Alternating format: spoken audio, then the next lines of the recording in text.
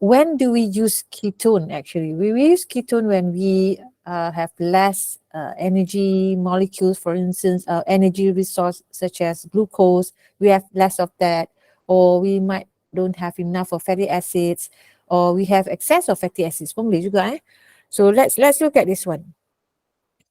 What happens when we want to produce ketone bodies it is where it will be synthesized in our liver. Mainly, of course, the main location or the exact location will be in the mitochondria. Okay, apa berlaku sebenarnya sewaktu pembentukan ketone bodies ni, penghasilan ketone bodies ni. Maybe you want to know more, you can find out more when do we produce ketone bodies. So are we going to produce it all the time, or we have a certain situation where then only it will trigger the production of ketone bodies? So these are the questions. Find out when and how we're going to produce that. But in the one that I'm going to share with you guys is the formation of ketone bodies, where it starts with the substrate of acetyl-CoA. So acetyl-CoA is super important in most of the processes. We can call it the most significant intermediate substrate. Sebab dia boleh menghasilkan banyak benda. So here, kalau nampak kat situ, you can see that it written two of acetyl-CoA. So we're going to have like 2 acetyl-CoA, and the process of thiolysis happens with the indicator here, ada thiolase, process thiolase too, where we can see the removal of the removal of CoA, Look at the arrow pointing downwards, meaning that the two acetyl-CoA were going to be formed into acetyl-CoA. Kita point ke bawah where you're going to remove satu CoA, therefore kita akan dapat acetyl-CoA which is 4 carbon. Kat sini kita ada 2 carbon. 2 carbon plus 2 carbon. Those 2 carbon, acetyl-CoA and acetyl-CoA, it will form into acetyl-CoA. Di mana ada gabungan antara 2 carbon tu as well as removal of satu CoA. So we still have 1 CoA, coenzyme A dekat situ. So now kita ada acetyl-CoA. Tu penting juga nak ingat dia punya substrate tu kan. Acetyl-CoA, acetyl-CoA, macam-macam nama. So how to memorize that, how to remember that, kena banyak-banyak practice lah. Kita make ourselves familiarized with the main substrate, main product, baru kita akan mudah lebih ingat. Otherwise, kita nak harap overnight hafal, it quite impossible lah. Nak overnight you hafal, nak terus ingat, nak masuk satu kelas terus boleh ingat, it's quite impossible to remember everything. You have to revisit. Tengok lagi, okay, acetyl-CoA, make sure that you ada perkataan yang akan bagi kita tahu, okay, ni acetyl-CoA ni sebab dia 2 carbon. And then dia ada CoH, ni acetyl-CoA. These are the character of acetyl-CoA. It can help you lah, it will help you lah. Macam mana nak ingat. So bila ada 2, apa pula tu? Bila ada 2 acetyl-CoA tu bergabung, kita akan remove satu CoH. So kita akan dapat acetyl-CoA. Okay, what's next? Kat sini, ini yang penting yang kita nak tengok, di mana enzim yang terlibat di sini ialah HMG CoA synthesis. Super important kat sini. Super important. The word synthase means akan berlaku synthesis of HMG CoA. HMG CoA itu apa? Hydroxy, that is H, methylglutaryl, that is Mg, CoA ialah CoA lah. So kita nak membentuk HMG CoA. HMG CoA is a substrate that will be an important point to form, either nak hasilkan ketone bodies ataupun nak menghasilkan kolesterol. Dia ada 2 cabang kat situ. HMG-CoA is a substrate that will later on will determine nak menghasilkan ketone bodies kat sini, ketone bodies, ataupun dia nak menghasilkan kolesterol. Okay, now let's look at HMG-CoA, macam mana boleh terhasil ni. Tadi kita ada acetoacetyl-CoA di sini. What happens ialah kita akan tambah lagi satu ni. You're gonna add another one more acetoacetyl-CoA. Sebab tu dia jadi 3. So dia datang daripada 3 acetyl-CoA. 2 daripada awal-awal ni, 1 daripada this peringkat. No, kita ada 3. That is why we call it 3-hydroxyl 3-methylbutyryl-CoA. Pada karbon ketiga. 1, 2, 3. Ada hydroxyl. 1, 2, 3. Ada hydroxyl. Ada methylbutyryl. Ada methylbutyryl, ada CoA. Right? Okay. So ini, yang ni datang daripada the third acetyl-CoA. And the rest ini datang daripada the initial one, yang awal-awal tadi tu. Now that we have HMG-CoA, the next thing ialah kita akan melalui proses pemecahan ataupun lyase. Enzim nama dia apa? HMG-CoA lyase. Pecah. Dia pecah HMG-CoA lyase. This enzyme will split this HMG-CoA into acetoacetate dan juga release semula acetyl-CoA. This is acetyl-CoA. Saya dah add PDF dalam Google Sheet tu. Saya dah bagi link tu terus ke PDF yang ni. So you can sama-sama conteng lah. Kalau you have that one with you, you can use that too. Okay. Apa berlaku? When we split it back again, kita akan menghasilkan semula acetoacetate. Tapi kan, question kan, kenapa tak guna ni terus? Ni ada CoH juga. Can we just remove CoH and form it into acetoacetate ni? Boleh ke macam tu? Tengok betul-betul yang mana yang dah label warna pink tu. This one come from the third one. So dia ni remaining from the third one. Yang ni bukan daripada for the third one. It comes from elsewhere. It comes from yang awal-awal ni tadi Yang awal-awal ni tadi ni. Okay, let's focus on this one. Jadilah acetoacetate. Bila dah ada lyase ni, HMG-CoA lyase menghasilkan acetoacetate. This acetoacetate, dia boleh berubah bentuk. Boleh berubah kepada beta-hydroxybutyrate. Dia reversible. Dia boleh jadi beta-hydroxybutyrate boleh jadi kepada acetoacetate ni. So dia adalah reversible reaction. Bila dia nak hasilkan hydroxybutyrate, dia akan ada NADH kat situ. Dia akan involve NADH. So NADH akan tambahkan hidrogen. So dia akan jadi struktur yang ada hidrogen lah kat situ kan. Kalau misal kata dia nak form balik into acetoacetate, dia akan release balik hidrogen tu kepada NAD+, dan dia menjadi balik semula kepada acetoacetate. So this is ketone bodies, ini pun ketone body. Ini example of ketone body yang pertama, ini example of ketone body yang kedua. Kita juga, we also have the third ketone bodies which is known as acetone. Acetone ni, acetoacetate terus jadi acetone is spontaneous.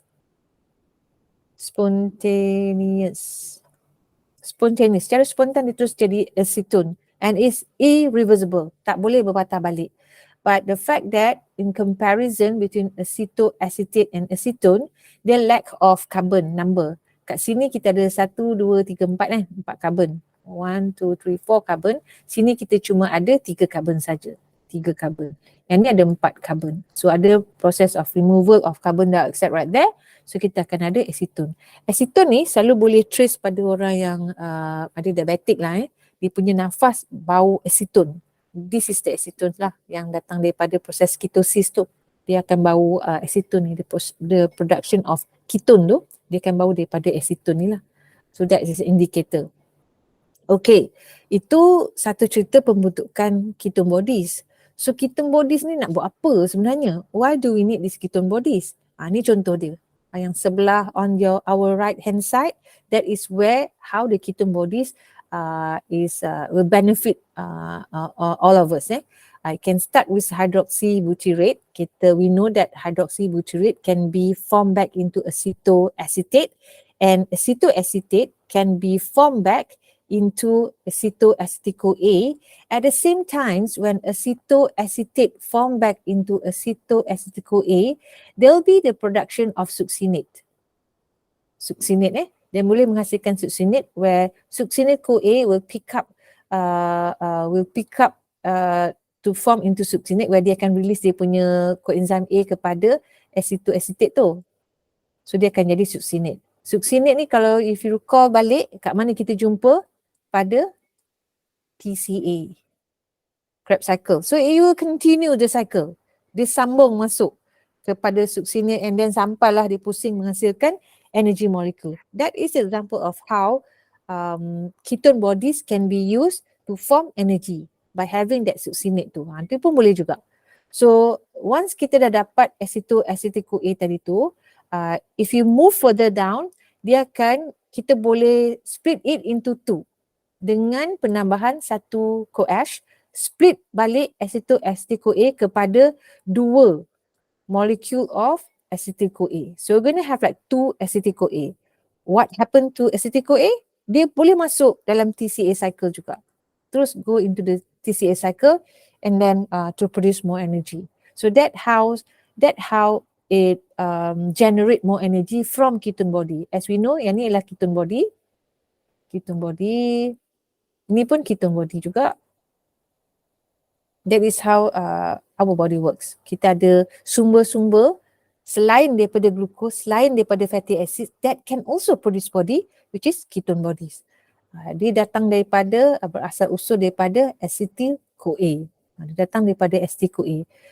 Kalau nak tengok tu dia macam terbalik je lah benda ni kan. Macam dia reverse balik on your left hand side ni, dia macam reverse balik lah, except for kita tak ada penghasilan tenaga from acetone ni, because it will not involve in the production of energy molecule.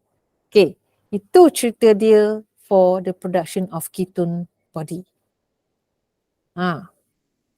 This chart nampak colourful, at the same time it may cause you to like, alamak apa benda ni. So no worries, you can look at the ketone bodies feature dia kat tepi ni yang on kotak biru ni, apa benda dia tulis, you can baca kat situ. You can look at the substrate of excess acetyl-CoA. Bila kita ada pemecahan fatty acid kan, beta fatty acid beta oxidation tu, we break down, kita hasilkan acetyl-CoA. When we have excess of acetyl-CoA tu, that is where the ketone bodies comes in. Maksudnya kita pecahkan lemak, we have fatty acid, we break down, every time kita ada beta oxidation, satu cycle dia pecah dua acetyl-CoA, pecah dua, meaning that they form acetyl-CoA. If we have excess of acetyl-CoA ni, we can use that to form back into energy by producing ketone bodies. Okay, ataupun boleh guna untuk menghasilkan kolesterol. So let's look at what type of cells that use ketone bodies.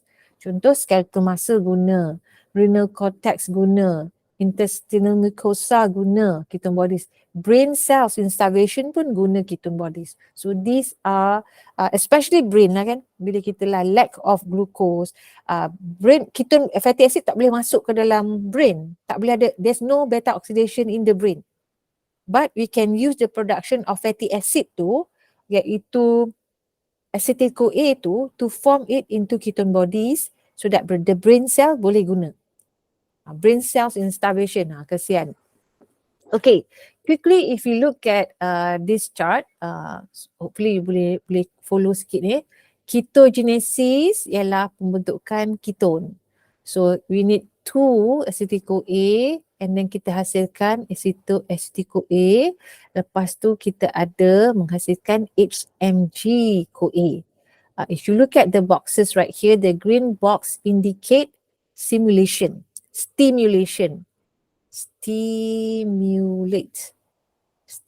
Apa yang stimulate pembentukan HMG-CoA ni? It depends on the HMG-CoA synthase. Bila kita puasa, it will stimulate HMG-CoA synthase. When we have high of cyclic AMP, it will stimulate HMG-CoA synthase. When we have high in lipolysis or high breakdown of lipid, beta oxidation lah tu kan, dia boleh stimulate HMG-CoA. If we are in the stage of feeding ataupun absorptive state, dia akan inhibit enzim ni. So tak menghasilkan ketone bodies. Kalau misalnya kata dalam badan kita ada insulin, insulin will inhibit HMG-CoA synthase. Banyak kerja insulin ya. Dia akan inhibit HMG-CoA synthase. Note here, this enzyme can only be found in liver. Di liver dia dijumpai. And then ini ialah rate limiting for the process of ketone bodies ataupun ketogenesis. Pembentukan ketone body tu inilah rate limiting dia.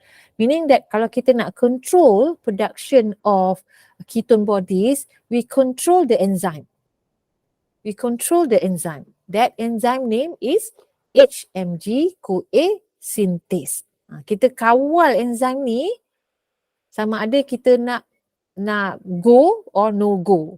Kalau nak go, waktu kita fasting, bila ada high in cyclic AMP, adenosine monophosphate, bila kita ada high production of acetyl-CoA melalui lipolysis ataupun nama dia beta oxidation yang kita belajar beta oxidation lah.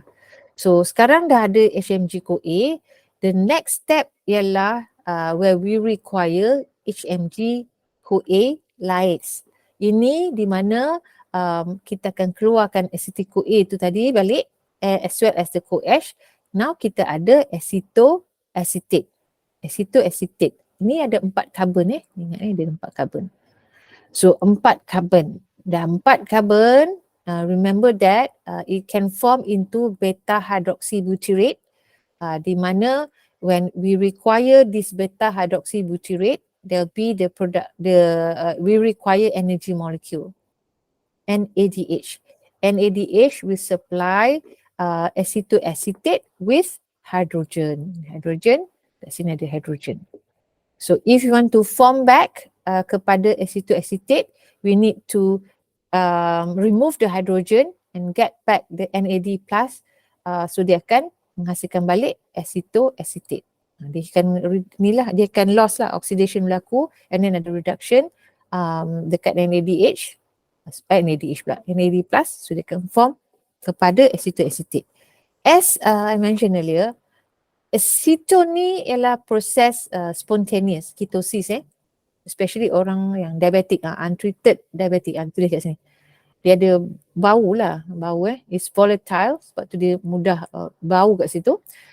Breathe out, if unused, dia tak ada guna pun, dia memang keluar daripada pernafasan apa berlaku when it becomes spontaneously form into acetone when the concentration of acetoacetate ni tinggi.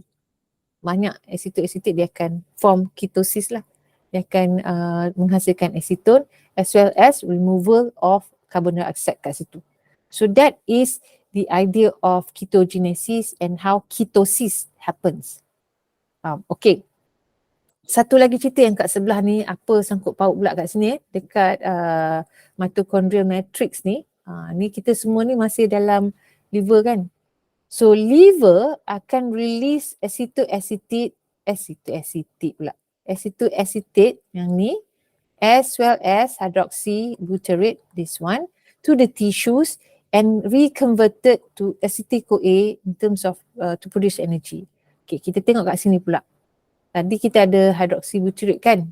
So dia akan form into acetoacetate, dia menghasilkan succinate. Succinate masuk semua dalam citric acid cycle, or you can call it Krebs cycle, or you call it TCA cycle, or you can call it citric acid cycle, CAC, sama je, benda yang sama.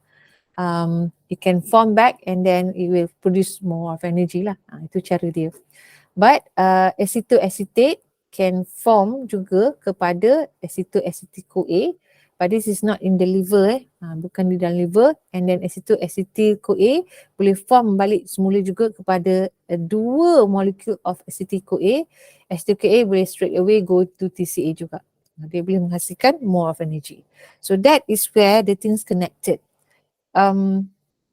Remember that nanti bila kita go into aerobic metabolism, you need to have all this information.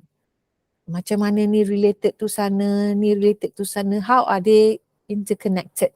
And tu nanti kita akan buat huge map, akan buat map supaya you all boleh buat mapping kepada TCA cycle, buat mapping kepada electron transport chain, kita akan buat mapping.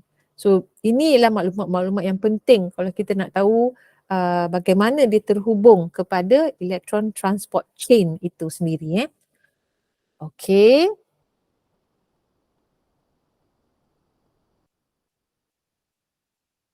Kita go to the main page balik. Okay.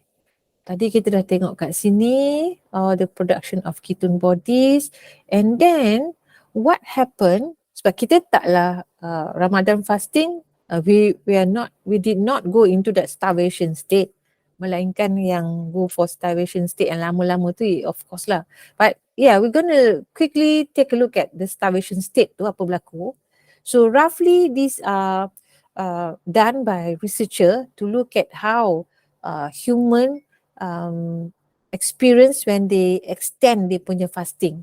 After 24 hours apa akan berlaku, after 36 to 48 hours, up to 2 days apa akan berlaku, what happens after 48 jam, or after 2 days what will happen, 3 days, and so on and so forth. If you look at the processes, semua akan berlaku up to bila dah 7 hari ada metabolic acidosis. These are all will cause the breakdown of the human body system, the